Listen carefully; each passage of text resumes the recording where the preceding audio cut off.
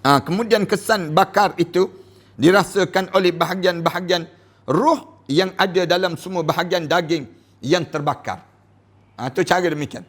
Keadaan luka, kita dihiris dengan pisau, hanya akan menimpa bahagian tubuh yang terkena saja. Bila kita terluka, misal contoh luka, kita ambil pisau, kita toreh bahagian luka ni. Kat sini je, kita sakit.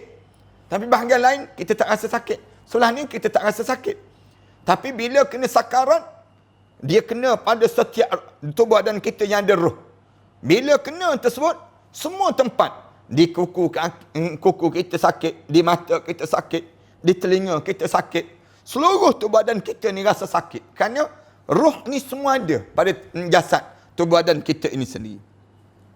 Itulah sebabnya rasa sakit yang diakibatkan oleh luka. Luka ditusuk pisau lebih ringan daripada luka terbakar. Beza dengan terbakar. Kalau kita ambil api, kita bakar, kita rasa semua tubuh badan kita. Beza dengan kalau kita toreh. Bila kita toreh je, toreh tangan kita ni, kita rasa sakit bahagian ni.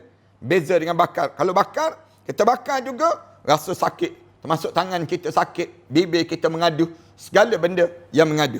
سنخوض معاركنا معهم وسنمضي جموعا نردعهم ونعيد الحق المغتصب وبكل القوة ندفعهم وبكل القوة ندفعهم. السلام عليكم ورحمة الله تعالى وبركاته. الحمد لله رب العالمين wassalatu wassalamu ala asyrafil anbiya wal mursalin wa ala alihi wa sahbihi ajma'in. Subhanaka la ilma lana illa ma 'allamtana innaka antal alimul hakim. Rabbi shrah li sadri wa yassir li amri wahlul 'uqdatam min lisani yafqahu qawli. Rabbi yassir wa la tu'assir wa tammim bil khair. Qala Allah Ta'ala fi kitabil aziz ba'da a'udzu billahi minasyaitonir rajim. Bismillahirrahmanirrahim. Wa ja'at sakratul maut bil haqq. Dzalika ma kunta minhu tahid. Ketika mana datangnya saat sakaratul maut yang penuh dengan kebenaran. Itulah masa yang sering kali kamu lari-larikan diri sepanjang kamu hidup di atas dunia dahulu. Sahabat-sahabat, teman-teman, kawan-kawan dan juga seluruh muslimin dan muslimat sekalian. Pertamanya, marilah sama-sama kita mengaturkan rasa syukur yang tak terhingga kita kepada Allah. Di atas peluang Allah memberi lagi pada diri kita, Allah masih lagi memberi peluang pada kita untuk kita belajar pada satu masa yang paling penting dalam hidup. Iaitu masa yang disebut dengan sakaratul maut. Sakratul maut ini merupakan satu masa yang kita tak boleh lari dalam hidup kita dan menjadi masa yang penting dalam hidup kita untuk menentukan perjalanan pada masa yang akan datang pada kita nanti. Kalau orang tanya pada kita bila masa yang penting ini, lalu kita jawablah masa sakaratul maut. Bila kena sakaratul maut ini, maka kita akan dapati sama ada dia menentukan diri kita menjadi ahli syurga ataupun menentukan diri kita dihumban ke dalam neraka Allah Subhanahu Wa Taala. Di waktu ini kita kena belajar. Jangan kita ni tak belajar tentang sakaratul maut. Kerana ramai di kalangan kita yang tak belajar tentang sakaratul maut ini, bila sampai saja saat itu mereka menjadi bingung di kalangan kita. Apa tak bingungnya? Kerana yang pertama, kita terpaksa meninggalkan apa yang kita sedang usahakan sepanjang kita hidup dalam keadaan begitu. Yang ni menjadikan kebingungan pada seorang. Yang kedua, kenapa kita jadi bingung? Kerana kita melalui satu masa yang tak pernah kita rasa sebegini rupa di jasad kita. Tuan-tuan biasa kan pada diri kita rasa sakit perut untuk ke tandas. Biasa dalam hidup kita kan rasa sakit gigi untuk dicabut. Kita biasa rasa dalam hidup kita ni sakit-sakit yang tertentu pada diri kita. Tapi sakitnya sakaratul maut ini tak boleh nak dibayangkan pada kita untuk kita nak lalui masa itu. Kalau kita sakit gigi, boleh jadi kita boleh pergi selam kepala kita dalam air. Boleh jadi kita boleh cari garam-garam dan sebagainya letak dalam gigi kita untuk nak menahan kesakitan. Ataupun kalau kita sakit perut, boleh jadi kita ni boleh minta orang tolong urut perut kita dan tolong sapu minyak dan sebagainya. Tapi bila kita kena sakaratul maut, kita tak boleh nak minta tolong. Tak ada orang yang boleh tolong kecuali kita sendiri kena melalui saat itu. Bagaimana kita nak jadikan saat tersebut saat yang bermanfaat pada diri kita? Lebih lagi lah, masa kita melalui sakarat ini, hati kita mesti berfokus.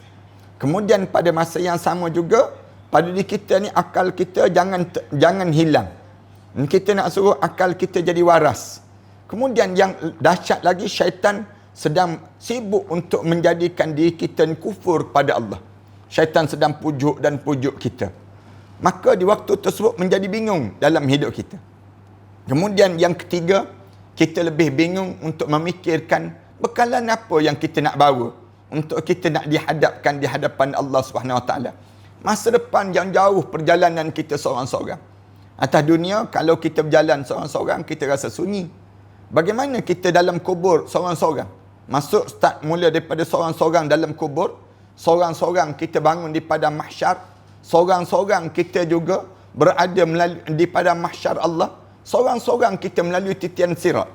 Di waktu tersebut, macam mana kita nak suruh kita boleh lepas sampai masuk dalam syurga Firdaus Allah Subhanahu Wa Taala? Lalu sakaratul maut ini menjadi masa yang paling penting dalam hidup kita untuk kita bayangkan dan kita bincangkan pada kita. Semalam kita dah bincang tentang mengenai sakitnya sakaratul maut. Rasulullah sallallahu alaihi wasallam sebut tentang kesakitan ataupun yang disebut dengan suasana-suasana yang kesakitan yang kita alami. Bagaimana keadaan yang berlaku? Malam ini kita akan sebut dahsyatnya sakit sakaratul maut itu. Itu kemudian ketahuilah dahsyatnya rasa sakit sakaratul maut itu hanya mampu dirasakan hakikat oleh orang yang pernah mengalaminya. Di kalangan kita ni kita akan sebut, Ustaz, orang yang pernah mengalami je boleh tahu keadaan yang demikian. Tapi kita ni yang tak pernah mengalami ni, sekali seorang je akan rasa. Manakala kita yang tak pernah mengalami, kita boleh dapatkan yang disebut dengan analogi, dengan rasa sakit lain yang pernah dirasai. Kita boleh buat perumpamaan. Sebagaimana Rasulullah sallallahu alaihi wasallam gambarkan. Bila Rasulullah kata kena sakarat, di kalangan umat aku ni, bila kena saja sakarat, maka di waktu tersebut, dia dirasakan bagai kena cincang di tubuh badan dia sebanyak 300 libasan mata pedang. Dalam riwayat yang lain yang kita belajar semalam, sampai 1000 lebih libasan mata pedang.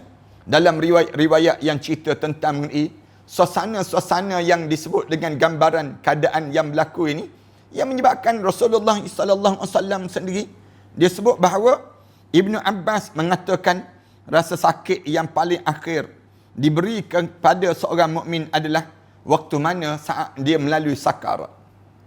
Tuan-tuan bayangkan, bila Ibnu Abbas disebut sakit yang terakhir dalam hidup kita, dalam hidup orang mukmin, bila dia akan rasa paling rasa sakit dalam keadaan dia, bila dia melalui masa sakarat. Sepanjang kita sakit ni, dikumpul, kemuncak rasa sakit bila? Dahsyatnya saat itu, bila berlaku sakarat. Bila berlaku sakarat, ini kemuncak dalam hidup dia, dia akan rasa bagaimana sakitnya saat yang demikian. So itulah kita pula, yang masih hidup ni kita boleh buat analogi. Kita boleh buat gambaran-gambaran yang sedang berlaku. Berdasar pada hadis Rasulullah SAW dan juga apa yang diajar oleh sahabat-sahabat.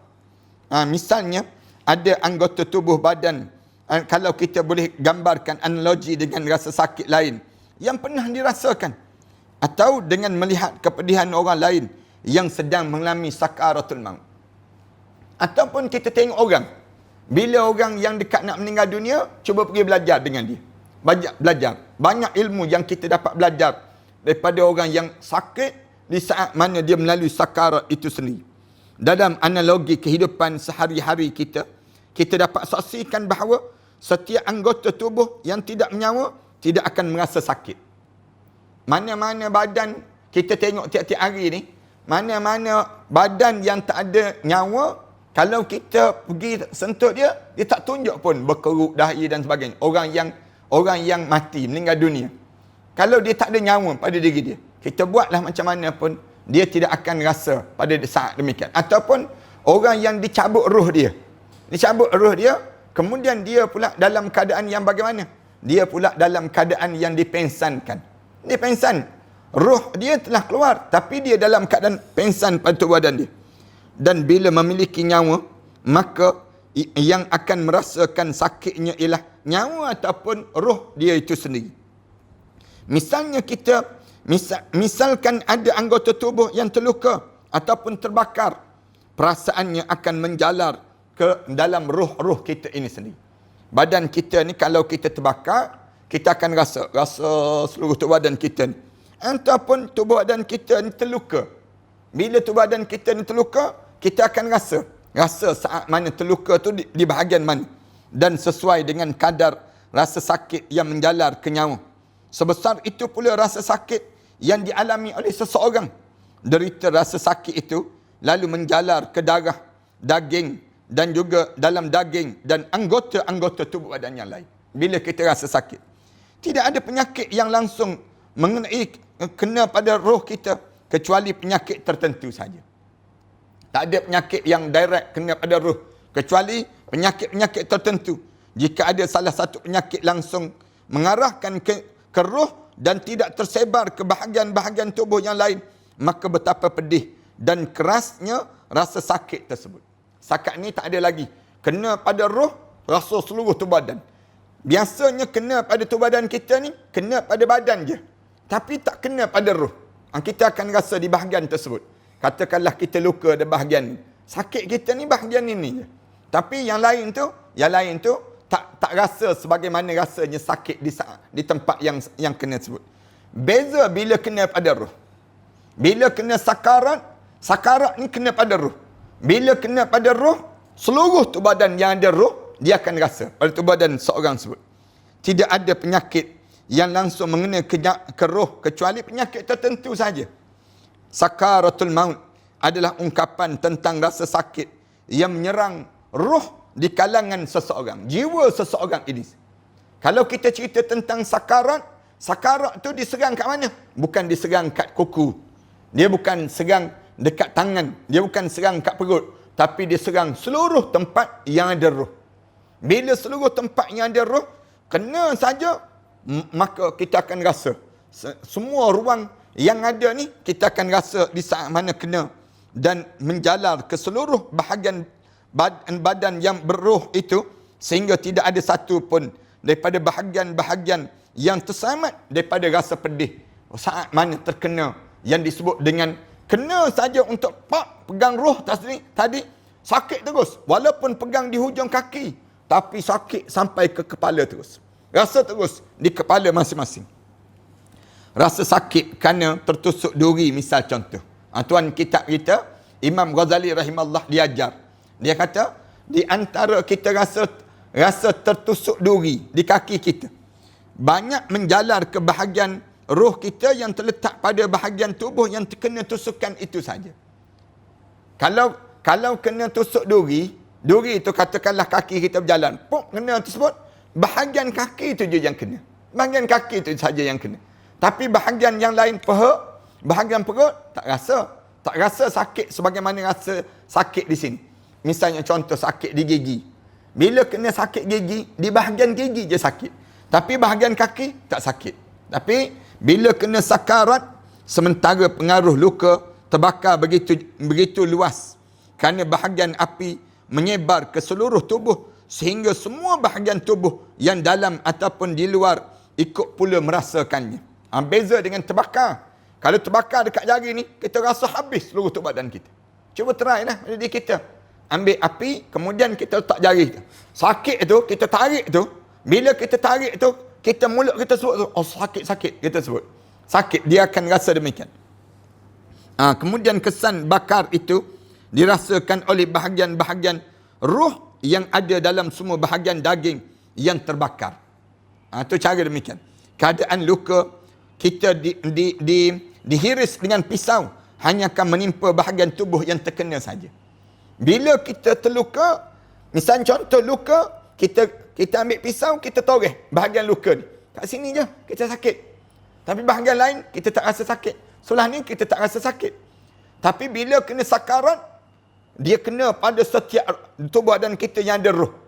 Bila kena tersebut, semua tempat, di kuku kita sakit, di mata kita sakit, di telinga kita sakit, seluruh tubuh badan kita ni rasa sakit. Kerana roh ni semua ada pada jasad tubuh badan kita ini sendiri. Itulah sebabnya rasa sakit yang diakibatkan oleh luka. Luka ditusuk pisau lebih ringan daripada luka terbakar. Beza dengan terbakar. Kalau kita ambil api, kita bakar, kita rasa semua tubuh badan kita. Beza dengan kalau kita toreh. Bila kita toreh je, toreh tangan kita ni, kita rasa sakit bahagian ni. Beza dengan bakar. Kalau bakar, kita bakar juga rasa sakit. Termasuk tangan kita sakit, bibir kita mengadu, segala benda yang mengadu. Tetapi rasa sakit yang dialami selama mana melalui sakaratul maut langsung menghunjam roh dan seluruh bahagian yang meliputi seluruh anggota badan. Kita mula nak sebut sakit yang bila kena tarik roh kita ni, bila start daripada disebut saja, wahai anak Adam, keluar, wahai roh, sila keluar daripada jasad ini. Sebut keluar tu, heret tu, bila kena tarik daripada bawah ni, terasa di kepala kita, terasa di telinga kita, rasa di tangan kita, sakit tak sakit sampai tak tergerak badan. Sakitnya saat yang demikian. Kemudian, maka orang yang bersangkutan merasa dirinya ditarik dan dicabut daripada setiap urat nadi. Kita mula rasa kena tarik tu daripada setiap segenap nadi kita ni terasa tertarik. Urat saraf kita, persendian kita dan juga daripada setiap akar, rambut dan kulit kepala hingga ke hujung kaki. Rasa macam ada orang rentak, ada orang tarik. Daripada mana kita rasa? Urat nadi kita rasa. Urat saraf kita rasa. Sendi pun kita rasa. Juga setiap rambut dan juga kulit-kulit hingga hujung kaki kita ni. Jangankan kalian tanya kepedihannya. Tak usah ceritalah sakat mana pedihnya. Sehingga sering dikatakan bahawa sakaratul maut itu lebih menyakitkan daripada bebanan pedang, lebih rasa sakit daripada libasan pedang, lebih sakit waktu mana digergaji badan ataupun digunting badan kita ini sendiri. Sebab sakit yang dirasakan oleh tubuh akibat tebasan pedang itu terjadi kerana hal itu berhubungan dengan jiwa seseorang, berhubungan dengan roh. Kenapa kita jadi rasa sakit saat tersebut, saat sakarat ni? Kerana dia berhubung dengan setiap roh-roh kita dalam setiap badan kita. Badan kita ni ada roh semua. Bila semua ada roh, di semua sudut ada roh ni sendiri. Di mana tempat yang ada roh, semuanya terasa sekali menggetar seluruh tu badan di saat mana kita menghadap di hadapan Allah Subhanahu Wa Taala ini sendiri. Ini gambaran yang berlaku. Kemudian rasa sakit. Kemudian sebab sakit yang dirasakan oleh tubuh akibat tebasan pedang itu terjadi kerana hal itu berhubungan dengan roh kita. Bayangkan bagaimana kalau hal itu langsung dirasakan oleh nyawa kita. Waktu mana nak dikeluar? Kalau seorang yang dipukul masih mampu berteriak kesakitan. Kalau ada orang yang kena pukul, kena pukul tu kita boleh sebut, aduh, kita boleh sebut. Hal itu kerana masih ada sisa kekuatan dalam hati dan juga lidah kita. Kerana yang katakanlah kena pukul dekat tangan kita. Cikgu kan biasa dia pukul anak murid dia dekat tangan. Dia pukul dekat tangan kan. Bila dipukul dekat tangan ni, mulut kita boleh sebut lagi sakit, kita sebut. Sakit, kita boleh sebut demikian.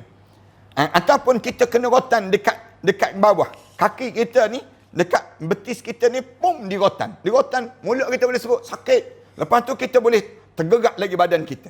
Waktu saat demikian. Tapi, bagaimana keadaan itu dirasakan oleh roh? Kalau seluruh tu badan, semua, bila tarik daripada bawah, rasa habis ni. Macam kena current dah. Current tu kan, bila tuan-tuan kena current tu, kerup rasa habis tu badan. Ni nak sebutnya gambaran yang berlaku pada diri dia. Kalau seorang yang dipukul masih mampu berteriak kesakitan, kerana keadaan itu masih lagi ada sisa kekuatan dalam hati dan lidahnya. Sedangkan suara jeritan orang yang sedang mengalami sakaratul maut tidak mampu untuk didengari lagi. Sakitnya sakarat ini sampai lidah tak tergerak, tangan tak tergerak, kaki tak tergerak, segala-galanya tak mungkin untuk nak menggerakkan. Kerana terlampau sakit, semua badan kena. Kalau kena kat tangan kiri boleh jawab lagi. Kalau kena dekat tangan kiri, tangan kanan ni boleh juga sapu, tahan dan sebagainya. Waktu mana kita kena demikian. Tapi bila kena ditarik daripada seluruh badan kita ni, roh kita ditarik semua, tak mampu lagi kita nak sebut rasa sakit itu telah memuncak.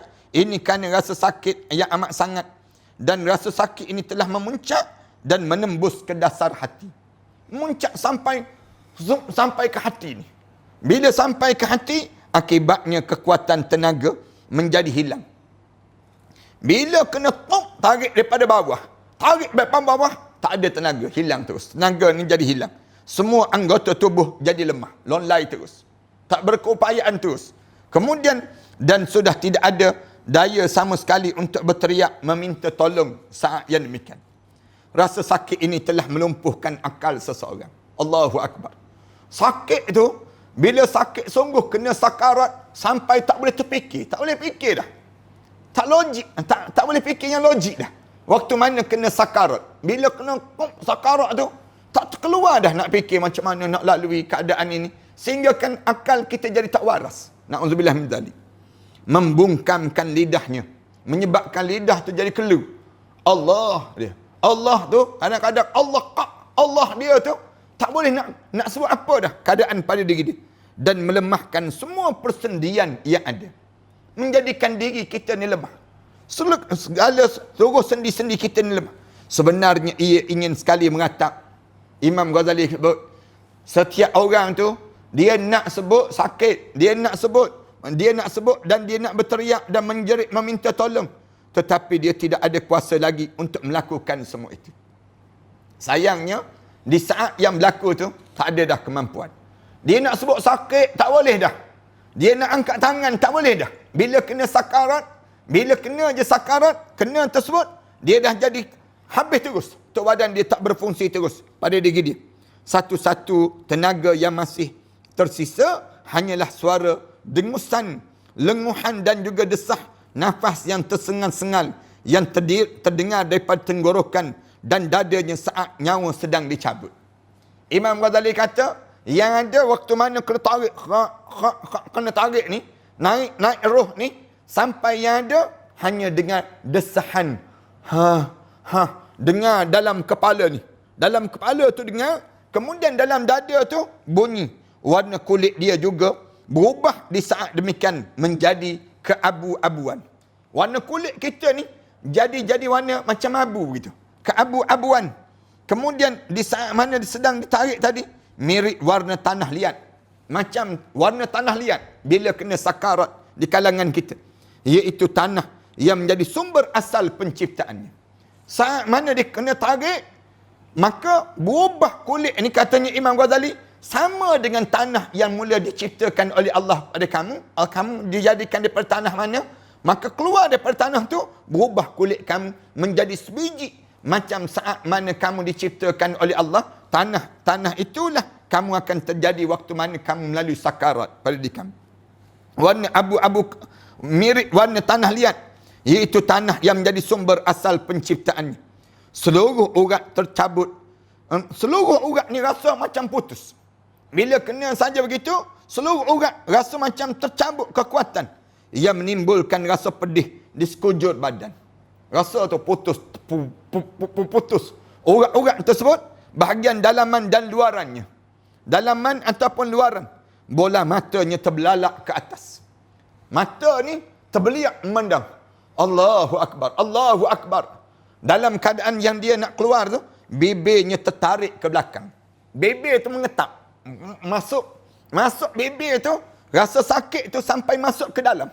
Lidahnya mengerut. Lidah dia tu mengisut masuk ke dalam.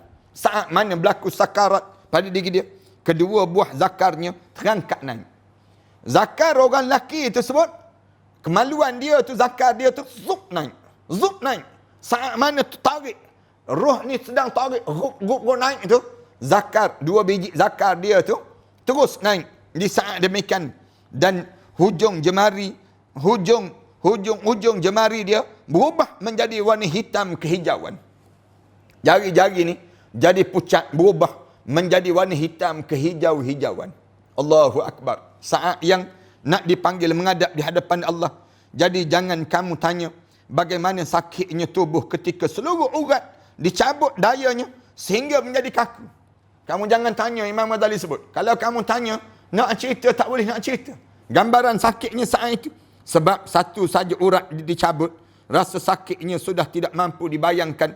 Lalu bagaimana rasanya jika yang dicabut adalah roh ataupun nyawa seseorang itu sendiri. Kalau tercabut urat ni pun, kalau kita ada urat ni, kita putuskan urat ni. Satu je urat ni pun, kau mengelupa dah. Bayangkan dalam keadaan kita ni, urat-urat yang banyak.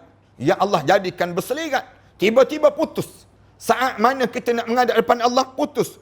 Putus, rasa macam putus urat-urat kita ni sendiri. Nak keluar daripada jasad ini.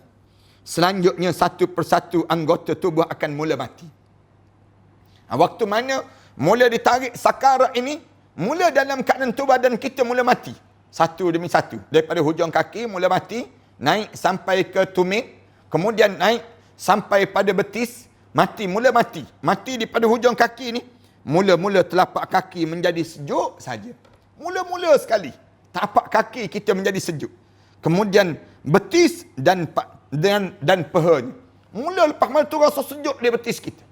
Tuan-tuan duduk sekali, jangan-jangan sekali, letak di kaki dekat aircon, misal contoh. Letak kaki dekat aircon.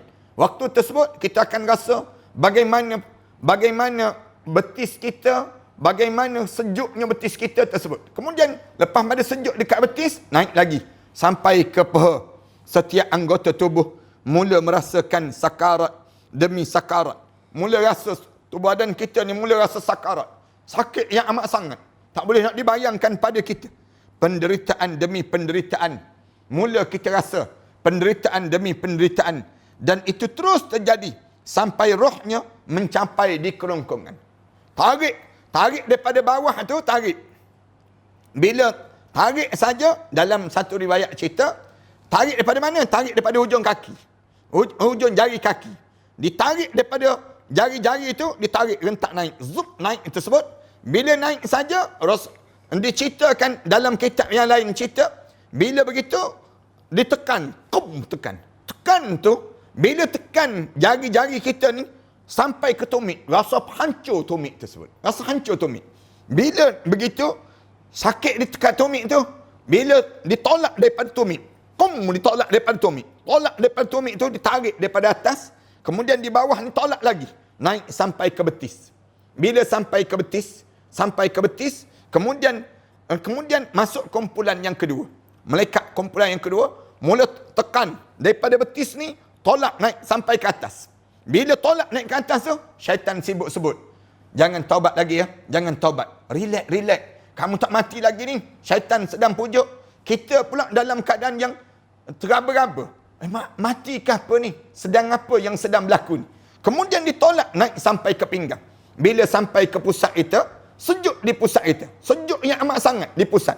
Kematian dah berlaku dah. Daripada bawah, naik sampai ke lutut, naik sampai ke pusat. Bila sampai ke pusat tu, rasa sejuk yang amat sangat di pusat masing-masing.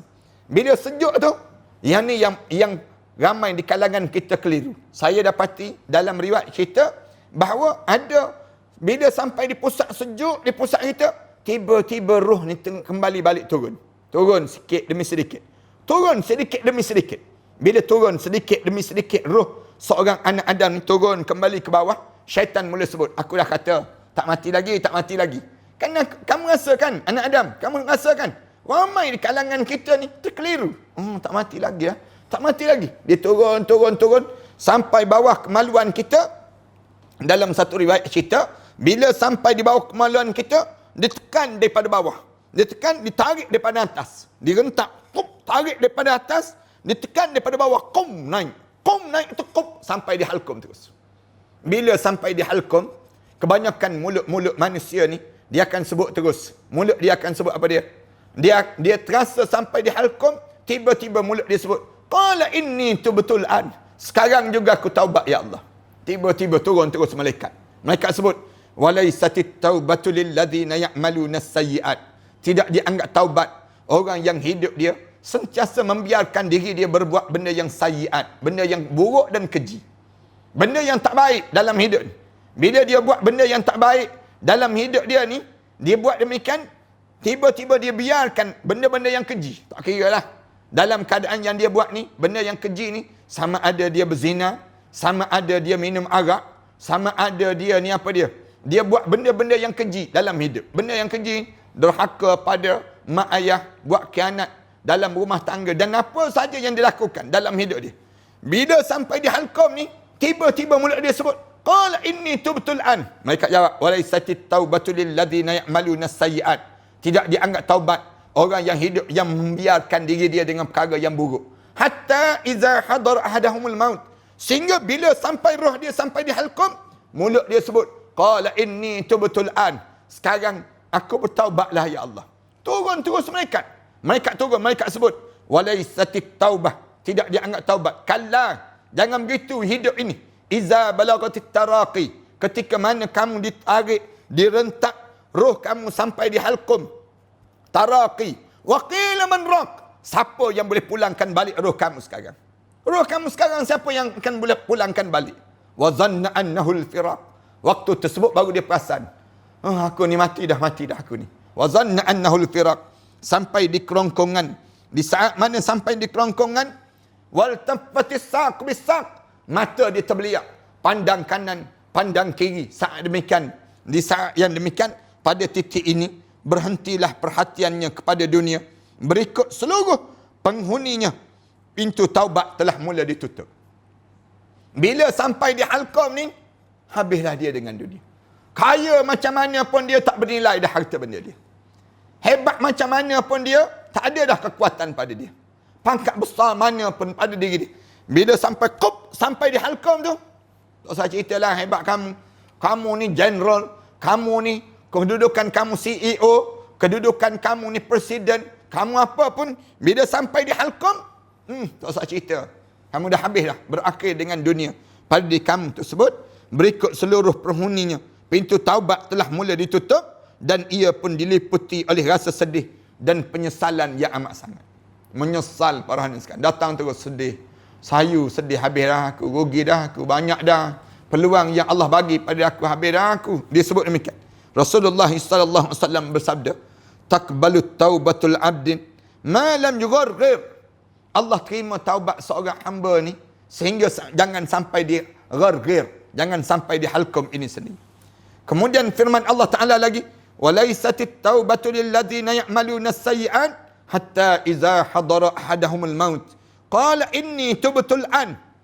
Tidak dianggap taubat orang yang melakukan perkara-perkara yang buruk dalam hidup dia sehinggalah sampai saat ahadahumul maut, seorang itu hampir kematian, qala inni tubtul an. Lalu mulut dia mula sebut, dia mula bertaubat pada Allah Subhanahu Wa Taala. Mujahid menafsirkan ayat di atas itu, ketika seorang melihat utusan malaikat mencabut nyawa dengan mata kepalanya sendiri. Bila seorang tu nampak malaikat yang datang nak cabut nyawa dia, maka wajah malaikat maut itu nampak jelas di hadapan dia. Janganlah kamu tanya betapa pahit dan getirnya kematian, sakarat dan saat sakarat itu sendiri. Itulah sebab Rasulullah sallallahu alaihi wasallam sentiasa berdoa, "Ya Allah, tolong ringankanlah sakaratul maut atas Muhammad dan umat Muhammad itu." Rasulullah sallallahu alaihi wasallam sebut demikian. Jadi kalau manusia tidak mahu memohon perlindungan daripada Allah daripada sakaratul maut dan tidak menganggap hal itu sebagai urusan besar dalam hidup dia yang sangat mengerikan, maka itulah kerana kebodohan mereka itu sendiri. Siapa-siapa yang dia tak ambil berat terhadap sakarat dalam hidup dia, itulah tanda kebodohan dalam kehidupan dia. Sesungguhnya segala yang belum pernah terjadi hanya mampu diketahui melalui cahaya nubuwah dan kewalian yang Allah kurniakan pada mereka yang saleh. Itulah sebab para Nabi alaihissalam dan para wali sangat takut kepada berbicara tentang saat kematian ini. Bahkan Nabi Isa alaihissalam mengatakan, wahai segenap kaum Hawari, berdoalah kepada Allah, semoga dia berkenan meringankan sakaratul maut, dan rasa takut aku pada sakarat itu benar-benar amat besar dalam hidup aku. Ini gambaran yang berlaku di saat mana? Di saat mana yang disebut dengan sakarat ini. Bermula daripada sini para hadirin sekalian, bila sampai di sini, yang ni yang saya nak sebut sangat. Tuan-tuan, siapa saja, jangan dia terlepas daripada mulut dia sebut La ilaha illallah Muhammadur Rasulullah. Jangan terlepas pada diri kita ni. Jangan ada di kalangan kita bila sampai di sini je, tiba-tiba kita ni masih lagi sibuk dengan urusan dunia. Jangan. Bila sampai di sini, rasa terus ni. Rasa sebut je La ilaha illallah Muhammadur Rasulullah. Kemudian lepas itu diam. Roh kita keluar. Rasulullah ambil bekas air. Rasulullah tuang bekas air itu. Rasulullah tuang bekas air tersebut dalam satu bekas. Rasulullah sallallahu alaihi wasallam sebut roh orang mukmin keluar daripada jasad dia macam air yang keluar daripada bekas ini. Masuk dalam bekas yang warna putih. Bila keluar saja, insya-Allah kita akan sebut malaikat-malaikat mula akan pegang roh orang mukmin ni, saling tampung menampung untuk memasukkan ke dalam bekas yang berwarna putih, wangi, dan kemudian mula naik untuk mula menghadap di hadapan Allah Subhanahu Wa Taala. InsyaAllah kita akan sambung dalam perbincangan ini yang pada pengajian malam besok untuk membicarakan tentang mengenai saat roh kita keluar daripada jasad kita untuk kita nak memulakan hidup di alam yang ketiga yang disebut dengan alam barzah pula. Malam ni kita berhenti setakat ni je. Biar sampai roh kita sampai di halqum je, dan kemudian tuan-tuan baca kitab ni. Tuan-tuan baca kitab yang pernah kita dah ulas dah kitab ni, persiapan menjelang kematian. Maknanya kita jangan tinggal daripada bacaan-bacaan terakhir pada kita sampai di halqum. Bila sampai di halqum, berakhirlah amalan. Berakhirlah amalan, berakhirlah kehidupan, berakhirlah dunia, dan berakhirlah segala-gala dalam hidup. Di saat ini, umur kita mula hidup di alam yang ketiga yang disebut dengan alam barzah. InsyaAllah kita akan cerita dalam bab ni pada pengajian malam-malam yang seterusnya, bila roh kita ni keluar daripada jasad kita melalui saat yang namakan dengan barzah itu pula, insyaAllah. Mudah-mudahan Allah panjangkan lagi umur kita dan Allah jadikan kekuatan dalam pertemuan-pertemuan yang kita bersama pada saat-saat sebegini. Terima kasih di atas kesempatan para hadirin sekalian bersama pada malam yang baik ini, dan insya-Allah kita akan sambung lagi pada malam-malam yang besok, insya-Allah, kalau Allah panjangkan lagi umur kita. Di samping tuan-tuan yang inginkan susu kambing dan juga kurma ajwah, boleh terus ke Matan Bis. Yang dalam Matan Bis ini, tuan-tuan telefon ke talian 019-258-2293. Kemudian dalam masa yang sama, sahabat yang nak pada kapsul pun sama juga, boleh dapatkan kapsul ni yang saya sebut sebelum daripada ini. Saya nak jawab beberapa pertanyaan yang ditanya oleh sahabat-sahabat dalam pertanyaan-pertanyaan tersebut. Adakah sakit azab api neraka lebih pedih daripada sakaratul maut? Muhammad Zul Khairi tanya. Ya. Sakit azab api neraka tu jauhlah lebih sakit. Sakarat ni pun sakit dah. Dan azab api neraka Rasulullah sallallahu alaihi wasallam sebut 1/70 api di dunia yang paling panas, di neraka tu 1/70. Rasulullah sallallahu alaihi wasallam sebut sakitnya api neraka ni sendiri. Kemudian ada pertanyaan lagi yang tanya ni. Saya nak beli buku tu, insya-Allah. Yang nak beli buku tu yang Ustaz tunjuk tadi, menjelang kematian. Yang ni boleh berhubung terus ke talian Matan Publication 019-577-6306. Dalam ni ada amalan ketika mana kita melalui sakaratul maut. Pada muka surat 47 tu, 49 dan 47 tu merupakan doa yang penting waktu mana kita dekat nak meninggal dunia ni sendiri. Kemudian ada lagi pertanyaan, bagaimana untuk meringankan sakaratul maut? Amalan kita di dunia, antaranya apa dia? Zikir biar banyak. Kemudian solat kita biar sempurna. Kemudian amalan lagi, jangan tersangkut dengan dosa di atas dunia. Saya nak sebut dosa yang paling menyebabkan seorang tu tersangkut dekat nak meninggal dunia, dosa anak terhadap ibu dan ayah, dosa isteri terhadap suami. Ini di antara dosa yang menyebabkan tersangkut dekat dengan melalui sakaratul maut. Waktu ni, kalau kita perhati betul-betul dosa-dosa kita ni, ataupun dosa kita dengan jiran tetangga kita, dosa kita dengan sahabat-sahabat kita, kawan-kawan kita, dosa-dosa ni mengganggu kita waktu mana sakaratul maut. Yang kedua, banyakkan sedekah. Sedekah meringankan sakaratul maut. Bila kita banyak bersedekah, maka kita ni akan menyebabkan diri kita ni semakin memudahkan roh kita ni keluar daripada badan kita. Yang ketiga, bacaan Al-Quran Karim. Bacaan Al-Quran. Biar rajin baca Al-Quran. Pada badan kita ni baca pagi, petang, siang, malam. Baca je sepanjang masa dalam hidup kita dengan Al-Quran. Orang yang rajin baca Quran dia tak akan menyesal. Duduk atas bas baca Quran, nak tidur baca Quran, dia berjalan dengan Al-Quran. Hidup dia dengan Al-Quran, dia tak akan menyesal waktu mana dekat dengan sakaratul maut. Dia akan rasa ringan dalam hidup dia.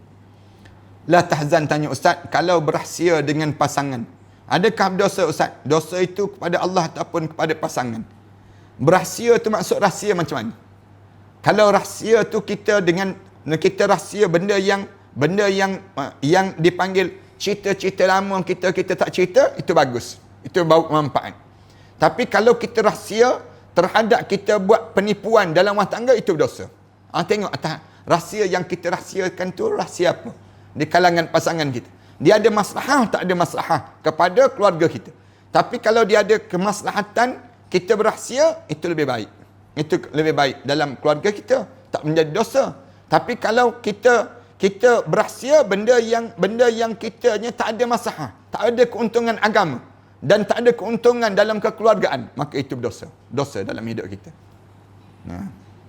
Kemudian ada tanya, Juliana Ramli tanya, Assalamualaikum Ustaz, ketika mana solat selalu terlintas gangguan syaitan dalam fikiran, bolehkah kita istighfar dalam hati ketika mendapat gangguan syaitan dan fikiran kita? Boleh, tak jadi masalah kalau kita terjadi dalam keadaan demikian.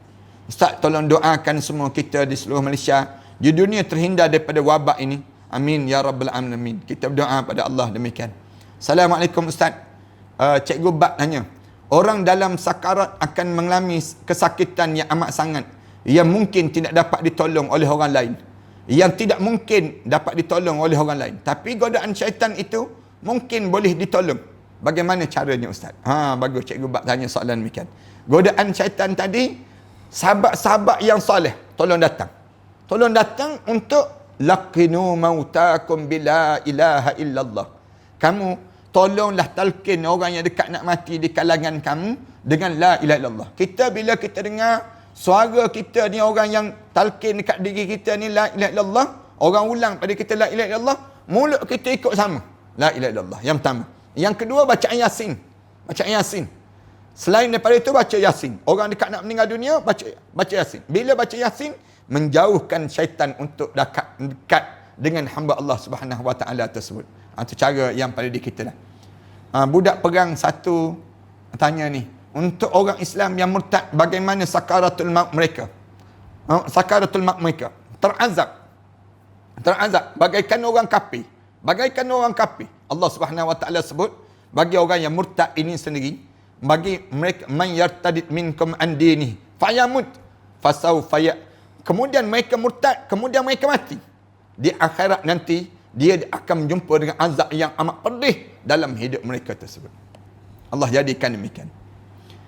Kemudian Haini Din tanya, Assalamualaikum Ustaz, betul ke kalau kita sedekah dan kita niat nama sahabat yang kita pernah kata sebelum daripada ni dapat membantu hapuskan dosa tersebut? Ya betul. Buatlah amalan-amalan sedekah diniatkan pada sahabat kita yang pernah kita mengumpat dia. Misal contohnya, kita dengar sahabat kita tu dah meninggal dunia, tapi kita pernah mengumpat dia. Kita nak buat macam mana? Kita dengan dia ni nak cari balik tak boleh dah.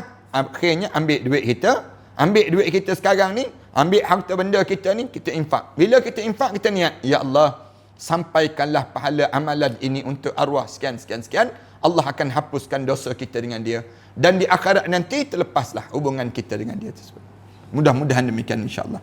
Salam Ustaz, adakah pahala sama je bila kita buat kuliah di masjid surau dan juga secara online ini macam sekarang ini? Tak sama. Saya sebut tak sama. Kita duduk dalam majlis. Cuma kita dapat pahala belajar. Pahala belajar kita dapat. Tapi pahala tempat kita tak dapat. Tak dapat lah. Kerana surau masjid tu telah tutup kerana COVID ini sendiri. Dalam masa yang sama kita belajar. Belajar ni dapat pahala. Tapi kita tak berdepan. Beza dengan orang datang kat depan. Macam orang tengok bola lah. Sama tak tengok bola dalam TV dengan tengok bola dekat stadium, dia panggil. Dia panggil demikian. Bila kita pergi ke stadium, kita tengok bola dekat stadium. Tengok bola di stadium. Lain. Rasa semangat lain. Perasaan lain. Orang yang duduk macam kita duduk. Ada yang tengah makan keropok tu. Ada yang tengah betul handphone. Ada yang tengah baca WhatsApp. Ada yang terbaring je. Ada yang dia pasang je kuliah ni. Kemudian dia tidur. Dia entah ke mana dah tak tahu. Pada diri dia. Ada di kalangan kita begitu. Jadi kita ni tak ada, dia panggil tak ada adab dalam, tak ada kita beradab dalam majlis ilmu. Cuma kita melalui online je lah. Ada orang yang dia fokus dengar je. Ada orang dia dengar tu, dia fokus, dia tertik pada diri dia. Ada yang dengar tertidur juga dia. Dengar tersebut. Pun ada juga di kalangan kita. Tapi nak sebutnya berbezalah dipanggil. Assalamualaikum Ustaz. Nur Aini Zulkifli tanya. Ustaz, macam MCM lagi harus saya lakukan untuk macam mana lagi harus saya lakukan untuk anak yang umur 12 tahun suka tinggikan suara dengan saya, tak hormat saya. Makin saya berdoa, makin jadi pula dia. Terjadi demikian. Saya nak sebut, jangan putus asa wahai ibu-ibu. Kalian dalam hidup kalian ini berdoalah kepada Allah. Boleh jadi semakin kita berdoa, semakin menjadi perangai dia tu, semakin nak terbuang dah tu PL perangai dia. Orang panggil dah buang tabiat, dia panggil. Nak buang tabiat tu, semakin kita berdoa, semakin tu dia kemuncak, biasanya dia akan terkeluar. Tuan-tuan, anak-anak kita ni dia biasa je. Dia ada kenakalan dia dalam hidup dia. Biasanya yang nakal-nakal ni, bila dia semakin berusia dalam hidup dia, dia belajar dapat ilmu, dia akan berubah menjadi orang yang semakin baik, semakin soleh. Itu pengalaman saya dengan sahabat-sahabat, tengoklah ramai demikian. Kita jangan cepat putus asa sekarang dalam hidup kita. Doa kita jangan berhenti. Kemudian dalam masa yang sama, kita bagi makanan-makanan yang baik. Jangan bagi makanan-makanan yang boleh mengeraskan hati dia. Antaranya apa dia? Kita bagi makan makanan orang yang tak beriman pada Allah untuk masuk dalam mulut dia. Kemudian jadi keras hati dia. Ataupun dalam masa yang sama, kita ajak pada anak-anak kita ni bertaubat dan beristighfar pada Allah. Ajak bersama dalam hidup, insya-Allah. Lama-lama lembut hati. Anak-anak yang sebegini, dia bukan keras hati. Dia sedang menilai dalam hidup dia. Mana yang baik, mana yang buruk. Tak apa, masa ni akan menjadi ubat dalam kehidupan kita. InsyaAllah. Assalamualaikum Ustaz. Doanya perlu ke nama penuh? Macam mana kita tidak tahu nama penuhnya? Nur Lida Ismail Lin tu tanya soalan demikian. Tak apa, tak ada masalah. Tak penuh pun tak apa nama dia. Sebut yang kita, misalnya contoh nama dia Pokta, misal contoh. Orang panggil Pokta. Kita tak tahu nama dia sebenar, nama apa dia? Mukhtar ke? Ataupun memang Pokta sungguh ke? Ataupun nama apa? Tapi kita niat, ya Allah, sampaikanlah pahala ni untuk orang tu. Boleh, tak ada masalah. Sampai pahala-pahala tersebut untuk mereka tersebut. Kemudian Daim Omar tanya soalan tersebut. Salam Ustaz, saya nak tanya, 3 ataupun 4 hari pemergian arwah anak saya bermimpi yang arwah anak saya sedang bermain di taman yang sungguh indah. Adakah itu benar keadaan dia? Mudah-mudahan Allah jadikan tempat dia yang indah. Allah jadikan kebaikan untuk dia. Dan kita letakkan baik sangka kita dengan Allah terhadap apa yang berlaku pada hamba Allah, anak-anak kita ni sendiri. Takziah, mudah-mudahan Allah jadikan anak itu anak-anak yang saleh, insya-Allah. Kemudian Nurul Fatini Ruslan tanya, surah Al-Mulk kenapa ya kena baca sebelum tidur? Cerah kubur ke? Kita dah sebut dah sebelum daripada ni. Nurul Fatini, surah Al-Mulk ni surah Al-Munjiyah wal Muniyah. Anda dapatkan dalam kitab ni. Kita dah sebut dah dalam surah, dan cerita tentang mengenai bagaimana besarnya nilai surah Al-Mulk. Bila masuk dalam kubur, tiada azab kubur, tiada pertanyaan malaikat munkar dan nakir. Bila orang yang hidup dan dia membaca surah Al-Mulk sebelum daripada dia meninggal dunia, ataupun malam dia nak tidur tu, dia baca surah Al-Mulk. Kemudian malam tu dia tidur, malam tu sampai ajal padanya, maka tempat dia dalam syurga Allah Subhanahu Wa Taala. Allah jadikan pada diri dia kelebihan demikian. 30 ayat dia dalam hidup kita ni. Kemudian ada lagi pertanyaan, soalan macam mana Zubailah Levi tanya, salam Ustaz, macam mana nak tahu amalan kita diterima di sisi Allah? Kita semakin dekat dengan Allah. Lepas pada kita buat satu amalan, kita rasa semakin dekat dengan Allah. Semakin kita ni semakin nikmat, dipanggil lazat, halawatul iman. Pagi tadi kita bicarakan tentang tajuk halawatul iman. Bila kita rasa manis dalam kita beriman, tanda amalan kita diterima di sisi Allah SWT. Terima kasih di atas kesempatan yang baik ini. Sekali lagi saya nak war-warkan, tuan-tuan pakat share apa yang kita belajar pada malam ni. Tekan button share tersebut. Ataupun dalam YouTube, tuan-tuan tekan button subscribe dalam YouTube tersebut. Dan dalam Instagram, tuan-tuan boleh tekan button follow je, insya-Allah. Mudah-mudahan tuan-tuan akan semua di kalangan kita diberi manfaat dan kerahmatan di sisi Allah dalam kita mengharungi ujian-ujian yang sedang kita lalui ini sendiri. A'udzubillahi minasyaitonirrajim. Bismillahirrahmanirrahim. Alhamdulillahirabbil alamin. Wassalatu wassalamu ala asyrafil anbiya wal mursalin wa ala alihi wa sahbihi ajma'in. Allahumma shrah lana sudurana wa hassin akhlaqana wa yassir lana umurana. Ya Allah, ya Tuhan kami, negara kami masih lagi diseliputi dengan COVID-19 ini, ya Allah.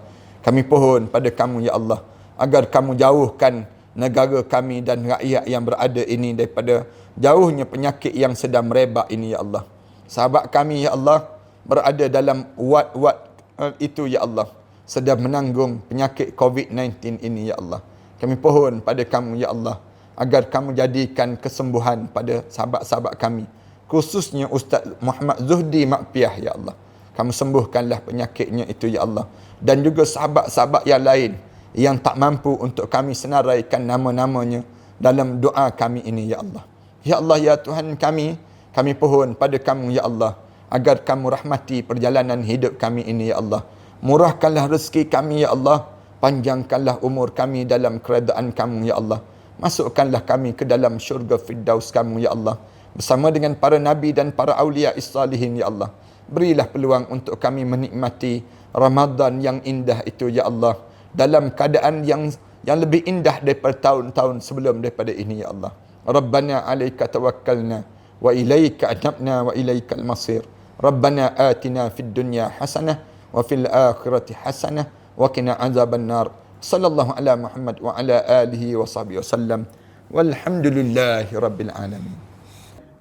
Alhamdulillah, setakat ini kita telah melaksanakan untuk Cakna Asnaf, insya-Allah, di mana kita telah gerakkan kit dapur, kita telah gerakkan kit kebersihan, dan juga kita gerakkan yang ketiga, kit yang disebut dengan kit penjagaan bayi.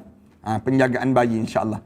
Dan kita telah agih-agihkan sumbangan ini, alhamdulillah, telah bahagi di kalangan mereka-mereka yang susah, termasuk dengan sumbangan makan. Nasi bungkus, kita telah bungkus sejak dah 2 hari dah kita dah bungkus nasi.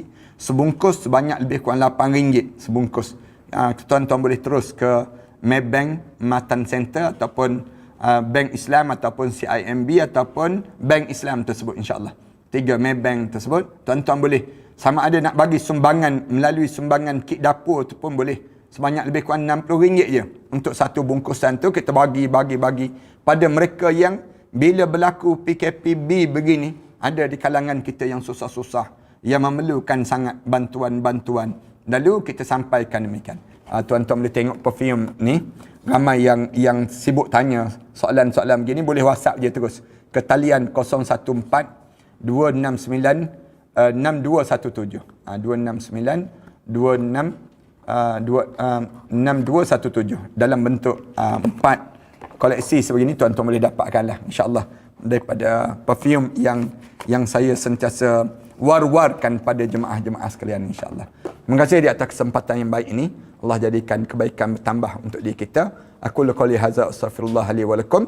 Wassalamualaikum warahmatullahi taala وبركاته. معاركنا معهم وسنمضي جموعا نردعهم ونعيد الحق المغتصب وبكل القوة ندفعهم وبكل القوة ندفعهم بسلاح الحق البتار سنحرر أرض الأحرار ونعيد الطهر إلى القدس من بعد الذل وذا العار من بعد الذل وذا العار سنخوض معاركنا معهم وسنمضي جموعا نردعهم ونعيد الحق المغتصب وبكل القوة ندفعهم وبكل القوة ندفعهم وسنمضي ندك معاقلهم